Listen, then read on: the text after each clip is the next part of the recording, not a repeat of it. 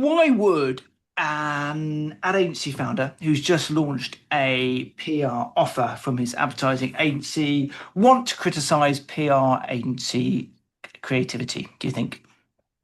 I mean, the honest answer to that, Ben, is I don't really know. It's a fairly odd welcome into a relatively new industry. Look, I mean, I think it's great to see that Uncommon has discovered creative PR.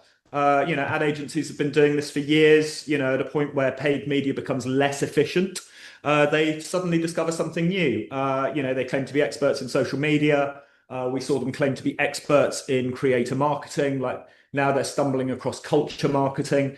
Now it's earned. Every decade, I'd say advertising discovers something PR has frankly been doing for years, and they try to give it a new name.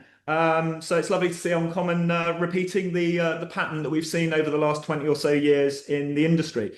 Why have they gone about it in this way? Like, honestly, I don't really know. Maybe it's to get people like you and me talking about them, which I think has been, remarkably successful. My LinkedIn feed has been pretty full of commentary about the approach that they've taken. Nils Leonard's best PR client is Nils Leonard, let's face it. The best PR that Uncommon does is certainly for Uncommon.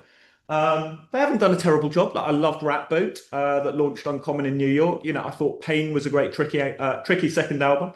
I thought Roach Coat, if I'm honest, was a bit derivative, and Here Be Dragons did it better. But he's got us talking about him, and they haven't actually done any work to speak of yet. So from that point of view, it's quite a trick.